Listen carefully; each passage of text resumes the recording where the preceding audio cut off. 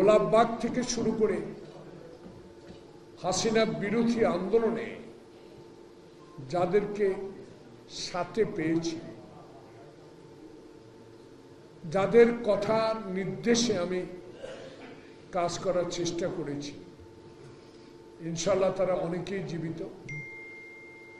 আগামীতে এই একটি সুষ্ঠু নির্বাচনের দাবিতে তারা এখন সোচ্চার। আমিও ক্ষুদে ব্যক্তি হিসেবে এই কথাটা আজকে বলতে চাই। একটা সুন্দর পরিবেশ, এত লোক, এস এম সাদাত সকালবেলা 10টায় একত্রিত করতে পেরেছে। আমি তাকে, আমার বয়সে অনেক ছোট সে, আমি ধন্যবাদ জানাই। এই জন্য এই কথাটা আজকে বলতে চাই। আসলে সরকার চাচ্ছে ঠিক, একটা গ্রহণযোগ্য ব্যক্তি যার সুনাম সারা বিশ্বে, সে চাচ্ছে নাকি? এটা কোনো দলের বা আমার দলের কথা না, আমার ব্যক্তিগত অভিমত। আমি গ্রামে থাকি, ম্যাক্সিমাম মানুষের কথা হলো উনি তো আসছে একটি বিষয়ে সিদ্ধান্ত তাকে দ্রুত গতিতে নিতে হবে, সেটা হলো নির্বাচন। বিশ্বে কি বলল, বাংলাদেশে নিবন্ধিত রাজনৈতিক দলগুলো কি বলল, বিষয়টা সেটা বড় না, বড় একটা, আপনি আপনার কাজ করে যাবেন।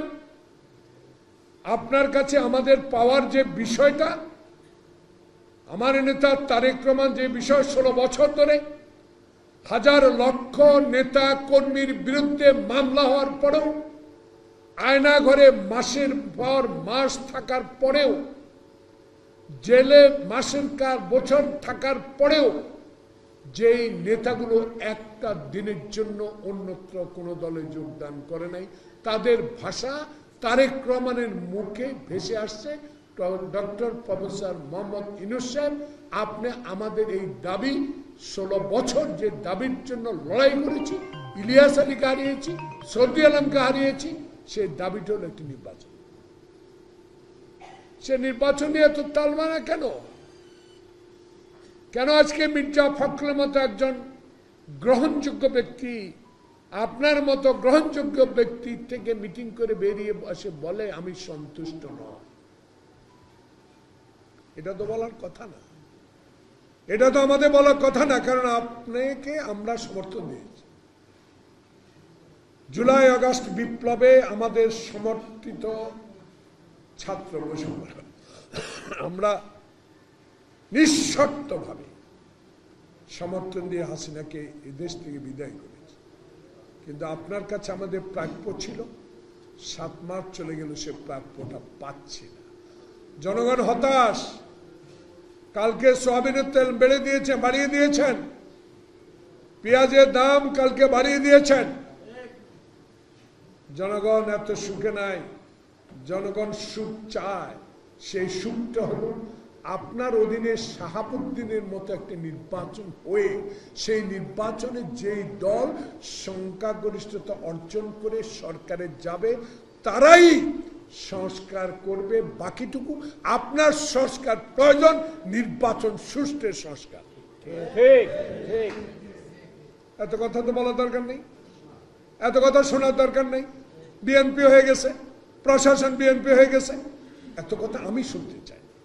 একজন রাজনৈতিক মুক্তিযোদ্ধা হিসাবে এটাই শুনতে চাই আপনার কাছে স্পষ্ট। আপনার বিরুদ্ধে যেতে চাই না, রাজপথে নামতে চাই না, দরকার নেই। কার বিরুদ্ধে নামবো? হাসিনা তো নাই। নামবো, প্রয়োজনে নামবো। প্রয়োজন তখন হবে যখন 111-এর মতো পরিস্থিতি যদি কেউ সৃষ্টি করতে চায়। দেখুন ভাইরা,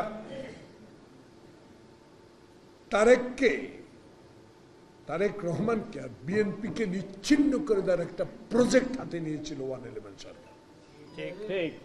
কাদের মাধ্যমে আমি নাম উল্লেখ করতে চাই না, ইশারায় বুঝে নেবেন। সেই প্রকল্প ইনশাআল্লাহ কৃতকার্য হতে পারে। সকল জুলুম অত্যাচার সহ্য করেও বেগম জিয়া 5 বছর জেল খেটেও আল্লাহ ছাড়া জনগণের কাছে ছাড়া মাথা নত করে নাই বিএনপি নেত্রী। তাই আবার আরেকটা পরিকল্পনায় যাবেন, আবার বিএনপিকে নিচ্ছিন্ন করার একটা প্রজেক্টে যাবেন। বাংলার মাটিতে এটা হবে না, হতে দেওয়া হবে না।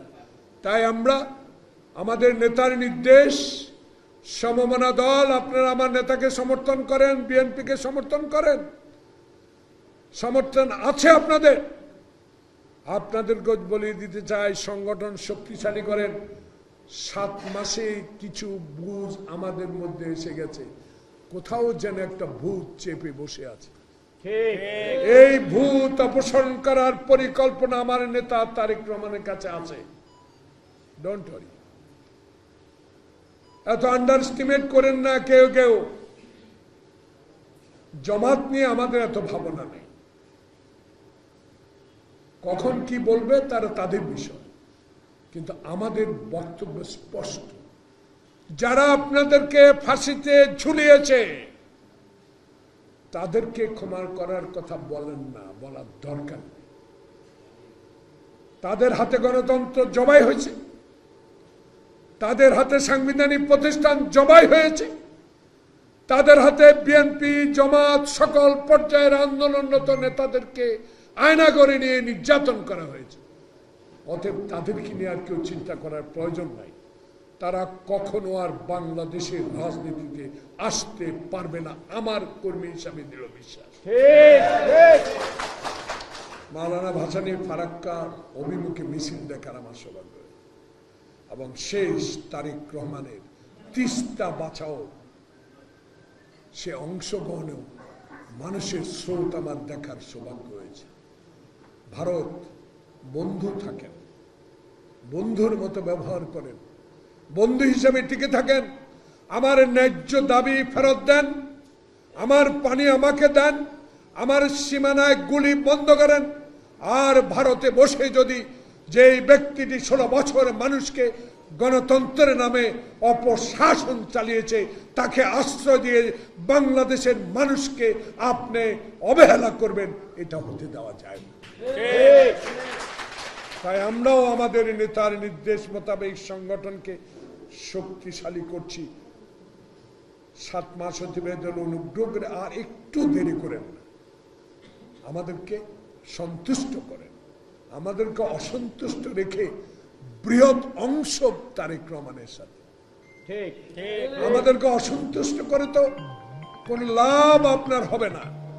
যাদেরকে লাভ দিতে চাচ্ছেন তারা আগে জনগণের কাছে যাক, সংগঠন গুছাক, জনগণের সমর্থন নেই, তারপর বোঝাপড়া হবে রাস্তায়, তারপর বোঝাপড়া হবে জনগণ কতটুকু তাদেরকে গ্রহণ করেছে। এখন অগ্রিম কিছু বলা প্রয়োজন নাই, এখন দরকার একটা নির্বাচন। সেই নির্বাচন রোডম্যাপটা দেন দয়া করে, আল্লাহ আপনাকে অনেক তৌফিক দিবে। শেষ একটি কথা বলে যায়, মুক্তিযুদ্ধের পক্ষের শক্তি জিয়ার এই বিএনপি, এই জোট। আমরা মুক্তিযোদ্ধা, আল্লাহর রসুল আর জনগণের কাছে মাথা নত করতে পারি, কিন্তু মুক্তিযুদ্ধের সপক্ষের শক্তিকে অতীতে যারা অবহেলা করেছে, আবারও কোন চক্রান্তে যদি এই মুক্তিযুদ্ধের প্রতি অবহেলা করা হয়, রুখে দাঁড়াবো ইনশাল্লাহ। আসসালামু আলাইকুম।